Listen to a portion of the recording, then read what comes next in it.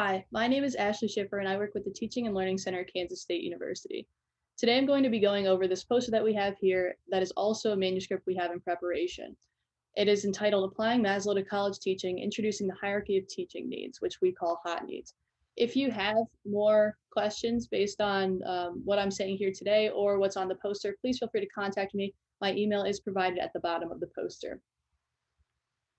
The foundation for the current work was Maslow's hierarchy of needs, which basically says that you can't reach your full potential best self if you're not meeting lower level needs, such as physical needs and other sorts of belonging and self-esteem. That work has largely been applied to many different disciplines, including teaching. However, it had not yet been done at the collegiate level. And that's exactly what we sought to do. So we created a taxonomy of about 68 items that generally reflect the experiences that college teachers have. And what we did was we sent this taxonomy of items via Qualtrics to a listserv of all K-State instructors, pretty much. So that includes graduate students, that includes assistant professors, full professors, and everyone in between. Once we had these data, we performed a principal components analysis with a 5-dimension constraint to mimic Maslow's hierarchy of needs. And what we found was largely consistent with his hierarchy. And you can see in the middle of this poster, I have a diagram here for it. So the items that we found that group together very well, we have physical safety, which reflects a sample item that would be, I'm not concerned about my health. And then we move on to work conditions, which reflect the technological needs that are associated with teaching well and performing well in the classroom. Then we move up to departmental belonging. So trusting your colleagues, feeling safe and respected and trusted within your own department.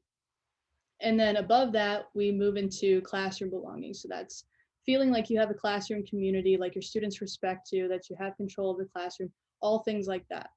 And then the top tier that we have for our HoT needs is what we call teaching esteem. So that's feeling like you're your best self when you're teaching, which is obviously the end goal of what we're looking for when we're talking about teaching excellence, and which is the foundation for what we're interested in here today.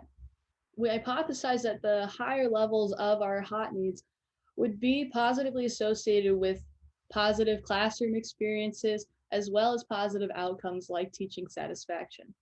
We have a correlation table up here in the right that shows these positive associations that we expected.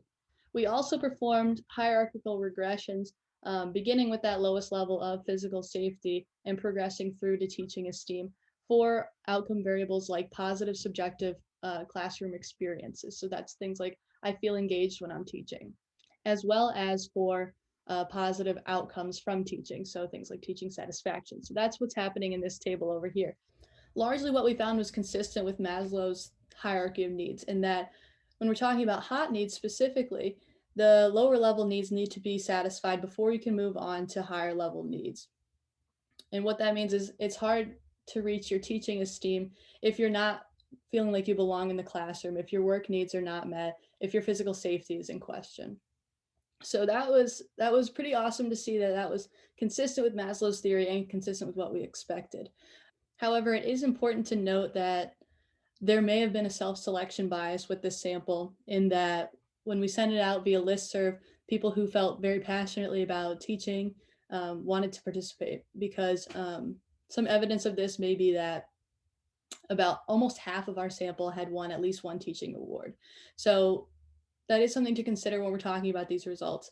But nonetheless, these findings have great implications for how we can start to think about and break down reaching teaching excellence and professional development events that could contribute to this as well.